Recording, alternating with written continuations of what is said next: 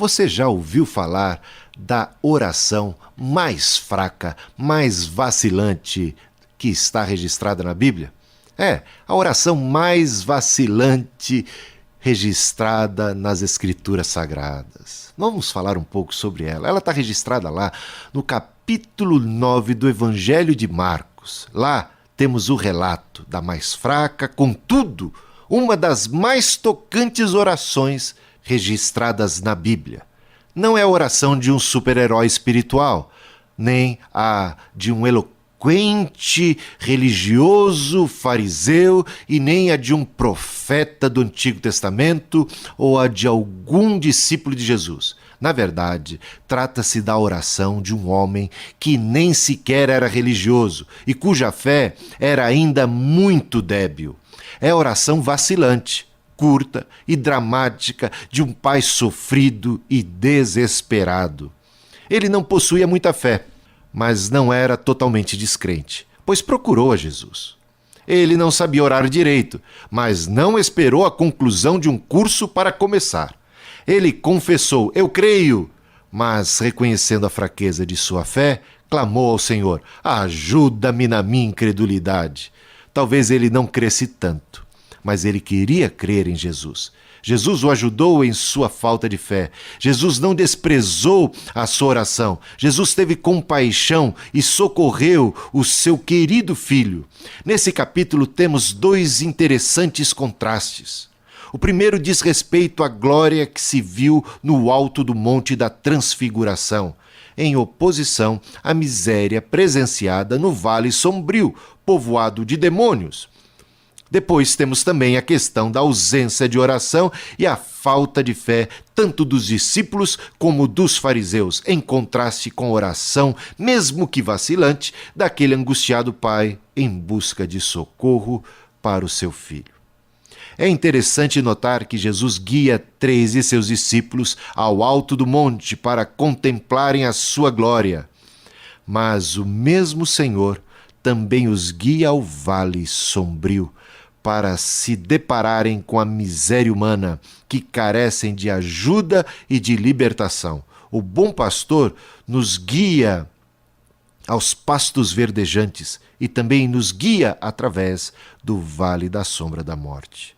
Devemos subir ao alto do monte, mas não é hora ainda de permanecermos ali, pois há muito que fazer no vale. Lembra Pedro, extasiado, contemplando ali a transfiguração de Cristo? Ele sugere, Senhor, é bom estarmos aqui, façamos uma tenda para ti, outra para Moisés e outra para Elias. É tão bom estar no alto da montanha, é tão bom contemplar a glória de Deus, é tão bom que a gente quer permanecer ali por tempo indeterminado, queremos fazer dali a nossa casa, queremos estar ali para sempre. Mas o Senhor diz, não, você não sabe o que está pedindo, não é chegada ainda a hora, não é chegada ainda a hora do céu, há muito o que fazer ainda nesta terra. Vivemos nós como crentes em 2 mundos, entre 2 eras, vivemos sob a luz da ressurreição e também sob a sombra da cruz. Jesus nos leva ao cume do monte e nos refrigera a alma, mas também nos desafia a sair de nossa zona de conforto para descermos ao vale, a fim de cumprirmos uma extraordinária missão, como sal da terra, como luz do mundo. A glória do Senhor deve ser vista tanto no monte como também no vale, e sua vontade deve ser feita tanto no céu como na terra. É assim que oramos a oração que o Senhor nos ensinou. Venha a nós o teu reino, seja feita a tua vontade aqui na terra, do mesmo jeito que ela é feita lá no céu. Que aquela glória do Senhor que brilha no alto da montanha também se veja no vale. O mundo jaz no maligno, mas Jesus veio desfazer as obras do diabo. O diabo só vem para matar, roubar e destruir, mas Jesus veio para dar vida e vida com abundância, como lemos lá em João capítulo 10, versículo 10. O Espírito do Senhor está sobre mim, pelo que me enviou para evangelizar aos pobres, enviou-me para pregoar liberdade aos cativos, dar vistas aos cegos, pôr em liberdade os oprimidos e anunciar o ano aceitável do Senhor, disse Jesus Cristo em Lucas capítulo 4. Quando os discípulos descem do monte com Jesus, eles se deparam com uma situação caótica em que fariseus estavam discutindo com os discípulos de Jesus, que haviam fracassado em sua missão de libertar o moço de seus demônios.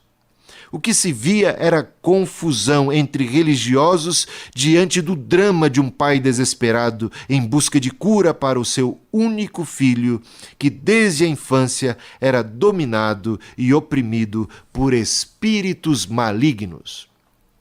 Diante da miséria humana, os fariseus e os discípulos discutiam uns com os outros em vez de orar. No final da história, Jesus instrui aos discípulos dizendo que eles não puderam expulsar porque aqueles tipos de demônios só saem através de oração. Os discípulos ainda estavam em formação. Eles precisavam aprender muitas lições. E uma delas era sobre a oração. Às vezes somos tentados a agir como se fôssemos autossuficientes, como se não dependêssemos de Deus.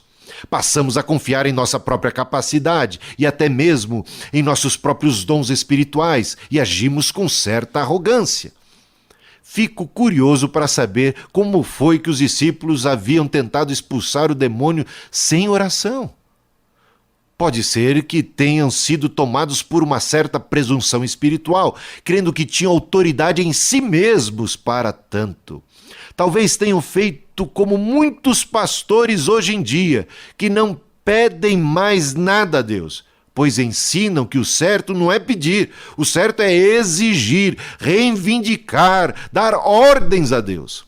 Ou talvez os discípulos tenham feito como Moisés, quando desobedeceu a orientação de Deus e, em vez de falar à rocha, feriu-a com uma vara, com um cajado, para que dela saísse água.